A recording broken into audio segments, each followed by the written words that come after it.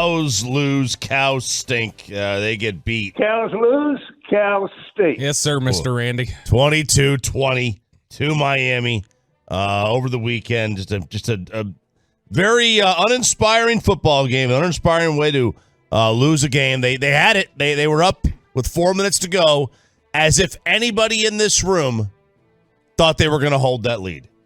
Oh, zero. You know what? The only thing that made me think they were going to hold the lead was, didn't it feel so much like the Chargers game? Where they had Miami had they had no business winning the game. Dallas. Yeah, no, they get bailed out by like a ridiculous penalty on the drive that keeps the drive going. They then get the Brandon Cooks touchdown. I believe that was the same route they threw to Cooks for the touchdown against the Chargers. They do the same thing here against the Dolphins. Puts them, gives them 20 for the day, just like they were up 20-17 on the Chargers. There was a little bit of a feel of like, oh, they might just like sneak out of here with this, which would be kind of ridiculous because they honestly didn't deserve to win because of the biggest star down of the day, which was star down. You can't get CeeDee Lamb involved. But like we talked on the pregame show, the biggest challenge for the Cowboys was going to be getting CeeDee Lamb matched up on Kahoo in the slot. If you could do that, then you could pick on them and have a bit. Yeah, Kahoo. Exactly. Kahoo?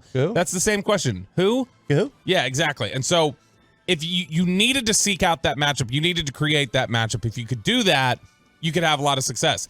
They didn't have to create the matchup. The Dolphins just told you can have it. You can get anybody you want. If you want to put, Lamb against Howard, great. Line him up to the right side of the offense. You want to line him up to the left side of the offense, you can get Ramsey. You want to put him in the slot, you can get Kahoo. Pick and choose your matchup. And they did early on. They got CeeDee Lamb, it was 4 catches, 98 yards, and a touchdown in the first 2 drives, and you were moving the ball effectively. And then after that touchdown that he scored, that 49-yard touchdown, he doesn't see the ball again until the 4th quarter. And it's absolutely maddening that they just refuse to get him involved. That star down, whatever the hell they were trying to do with CeeDee Lamb.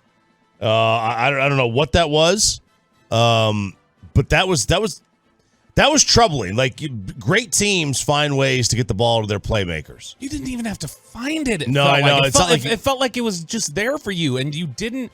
And I know there's some people who pushed back on that on social media when I said that, like, oh, you think they just completely ignored it? Well, no, I don't think they completely ignored it. But what I do think happened was I think that they didn't make him enough of a priority. And a lot of times it didn't look like he was early enough in the progression. Yeah. It felt like the progression didn't include him. They didn't seek out that matchup. It doesn't take much to just, even with the pass protection, snap the ball, throw a slant to CeeDee coming out of the slot. That takes a second. It does. And look, I mean, and the offensive line did not hold up at all. Big star down to the offensive line. 9-7-2, star down to left tackle. Yeah, there were some problems out there for Chuma Edoga stepping in for Tyron Smith for sure. Dude, like he's blocking the wrong guy half the time.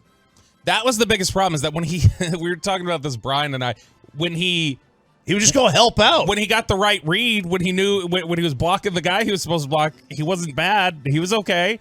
The biggest problem was there were like 3 or 4 times where it's like, hey, that's your guy, right? Like Bradley Chubb. Somebody's supposed to block him, dude. Block, please. He's a good player. Star down for miscommunication on the offensive line, for sure. It happens. It doesn't have to happen every game. And that's what happens when you throw a backup in there. You're gonna have issues like that. Who knows how the game is different without Tyron? And it's just another game where the Cowboys can't win. It does happen whenever you have backups in there, but the Cowboys are in a unique position because they've been giving Tyron Smith Wednesdays, a lot of Thursdays off. Like Edoga's taken first team snaps at practice all year during the week because Tyron sits out on Wednesdays. So that should not be nearly as much of a problem as it has been. That's something where he should be better prepared to step in there, and the communication should be better than it was. Yeah, it should be. It wasn't, and that's a problem. This is a troubling stat I saw. This is a star down at Dak playing without a lead. This was late in the game. When leading or tied, this statistic was thrown out there on the TV. I'm sure you saw it. Mm-hmm. 8.2 yards per attempt, 22 TDs, 2 picks, 71% completion percentage. When trailing, 64%, 60 yards an attempt, 6.3, 6 TDs, 5 picks. That's a troubling stat. Yeah, I mean, when they're tied, look, when they're tied this year, he has 8 touchdowns, no interceptions. Like, he's played really great when those margins are thin. But yeah, when trailing this year, it's just not been very good. And which is funny because what does he always get hit with? Garbage time. You're just throwing a bunch of stats up while you're trailing by 20. You're just filling up the stat sheet. That's not the case this year. He's pretty bad. He's pretty awful when they're year. trailing. It's a troubling stat. Now all those are on the road, by the way. Like he doesn't lose games at home. He doesn't play poorly at games at home. It was just, and I'll tell you this. I got to give him credit in one thing. You did notice like late in the game. Did it feel like they went under center in the fourth quarter? And they started to do their "here we go" cadence.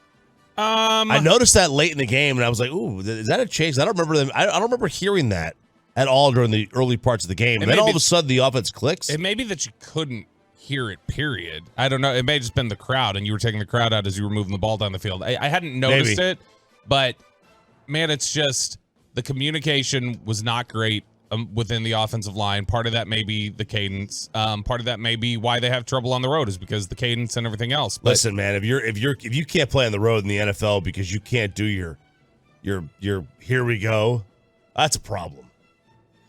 972 star up Brandon Aubrey continues to be perfect. Yes. RJ Choppy. No, look, I think both kickers are really good in this game. Gosh, Sanders made his 3 50-yard field goals. Yeah, looking like a regular Pete Stoyanovich out there for the Dolphins. Peyton, know who that is? Yeah, he's a kicker. No, this was the biggest thing to me. Star down, and Dak wasn't great in this game. I actually thought for the most part Dak was good. I don't think he was great. Star down to me on just what the hell that game plan was. It should have been the easiest thing in the world to say CeeDee should have gotten 20 targets in this game. Just get him the ball. Yeah. And they absolutely this was an issue in the Arizona game. I feel like when they're missing Tyron, they tighten up their passing game plan. And it's like, you need to just trust the guys that you have. You can't just completely reserved and conservative without Tyron in there. Yeah, like this game's set up. Are you going to do that in the playoffs? If you lose Tyron, which you could always lose Tyron at any moment. At any moment. Is your plan in the playoffs if you lose him, just go, we'll just pack it in on offense today? Yeah, I mean, look, there was, because they had a chance to win. There's no doubt. And this is one of those games where it was ripe to be stolen. You had them settle for field goals left and right. You know, they couldn't punch it in either. Well, they get 1 touchdown. They couldn't punch it in. You had them. You had them with a chance on the ropes to win this game, and you couldn't do it because your offense couldn't take advantage. Like, that was because your red zone offense stunk again. Or not just your red zone offense. Not stunk, but not just your red zone offense, your goal-to-go offense. First down and goal. Lipke behind Prescott. Fumble as he tried the handoff to Lipke, and the Dolphins have recovered the fumble. Safety Brandon Jones recovered the fumble, and the Cowboys go all the way to the lip of the cup and hit the ball in the lake. Boy, that was as demoralizing a play as you're going to find. It was, and that's the fan replay presented by Ciroc Vodka there. And you know what? And people are getting on Pollard for not getting in. Like, okay, I get it. Like, that's what he didn't get in. Get to the pylon though. I have no idea what the cut, but that was what in the Trent Richardson was that decision to just cut back into? It's very odd. He had it. I mean, he had the pylon. I get it. Go there. But I mean, look, you can't execute a handoff.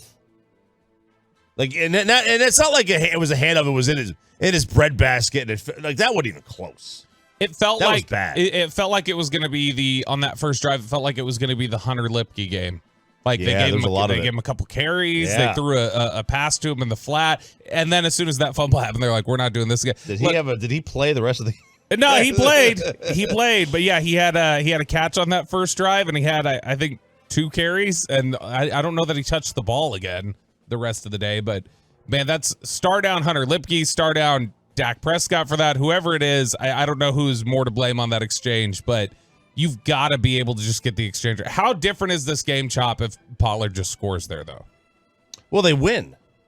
You think? So I think, does it I change, think it's quite a bit different. Obviously, it's a point difference. But does it change the tenor of the game? Does it change the approach of the game? Of course, because and they may not win because Miami doesn't kneel at the end to settle for the field goal. Miami, so you give the Cowboys. I mean, look, if even they got a field goal, out of it. Yeah. So they would have gotten 7 more points. So it would have been 27. So the Miami would have had a chance to tie at the end if they scored a touchdown. But if they got a field goal out of it, Miami would have had to get a touchdown at the end. So, yeah, I think it changed the entire tenor of the game.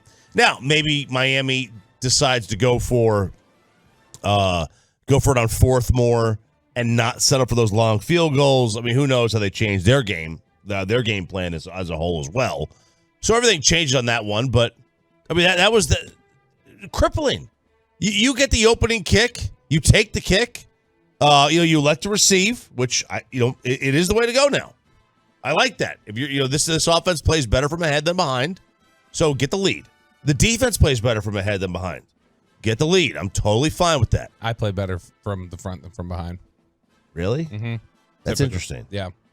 I just mean in games, like when we're playing or whatever. All right. I mean, I wouldn't disagree either way. No. But I think that it's of course that changed the game. Absolutely. Star up, star down, presented by the Big Green Egg. Star up to the run defense, which I honestly didn't think there was any chance they were going to be able to slow down Miami's rushing attack, but they did it, Chop. I mean, 91 rushing yards for the Dolphins. Raheem Mostert goes out of this game early. You have, injury issues with Jalen Waddle in this game. This is a game that when you're presented with the run defense playing the way they did, you hold them to 1 touchdown. You have to win that football game. Yeah. And so this is we gave so much credit the first 8 weeks of the year to the Cowboys offense. The Cowboys offense really, I think, needs to shoulder, and the Cowboys coaching staff really needs to shoulder this game. They do, but I'm not gonna and Chosen goes down too. I'm not gonna let the defense off the hook here. I never would say, well, they forced 18 field goals. Like, they still got into field goal range. They still let Miami move the ball. There was some bend but don't break. I mean, look, you got to be better than 6 of 13 on third down. You want your third down defense to be better than that. Durham Smythe can't kill you with 5 receptions that all feel like massive conversions. Yeah, and Tua wasn't even like his normal self. He wasn't like great. He was good. He was fine. Tua cannot throw outside the numbers is one of the things that I'm finding. That's not their offense too is a lot of inside stuff anyway. You could see it on tape leading up to the game, but even in this one, he is just not accurate throwing to the outside. No. Whenever he throws to the outside, that is skipped. It's wide. How many times do we see a guy just like stretching out, trying to get fingertips on the ball? He's incredibly accurate over the middle. Yeah. And they're touch passes too. Like, he will just float balls out there. Like, it really is. When he is on, it's a treat to watch because it's so surgical. But yeah, he doesn't throw outside the numbers very well at all. Star down to, and I'm not going to be one to Please say it. Hammer this as an excuse, but to me, star down to the fact that Micah Parsons still can't get a holding call. Oh, dang it! No, I was going with Micah playing off the ball. They did okay. Now that is definitely bothered me. And Mike McCarthy, it felt like, gave us a little bit of a hint that was coming when we talked to him on Friday. That he's like, well, yeah, that's one of the things you consider. That's one of the things you look at. One of the things you do. But man, Micah at off-ball linebackers is not nearly as impactful as him rushing the passer. Oh, are you mean to tell me the linebacker doesn't impact the game? Is that what you're saying? Well, no, it's just he doesn't play as well. Look. The linebackers were going to be massively important in this game. Yes. Because what Miami does with their offensive concepts is, if you don't get good linebacker play, they can attack you in the run game. And if you're not getting good linebacker play and you're not reading things the right way, they like to draw the linebackers in and free up the middle of the field for some of their pitch and catch stuff. And so the linebackers have to be really good and really disciplined. And Mike is not typically that when he's playing linebacker. He has his problems with his reads when he's playing linebacker. And there's some more of that on Sunday. That touchdown to Mostert, that was a sick play. That single touchdown that they scored? The one they scored, that and that's what you're talking about, though. They find ways to draw linebackers in, get guys open. I mean, that he was wide the hell open over there.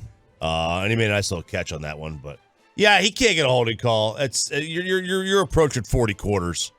That's 10 games, guys. There's zero 10 chance games. that one of the best pass rushers in the NFL, and I don't mean this is like the Cowboys are getting screwed. Please do not misunderstand me on that. This is not official blaming. I don't think it makes a difference in the game, but I am saying that they're missing calls because there's zero chance Micah, as one of the best pass rushers in the NFL, has gone 10 games without being held. We see it every week. We see he's getting held. Those calls, though, they want to make me get off Twitter during a game. It's just frustrating. There's a little bit of it's convenient criticism. There's a little bit. It really is because, like, and then you see the I thought both teams got screwed on the roughing the passer calls.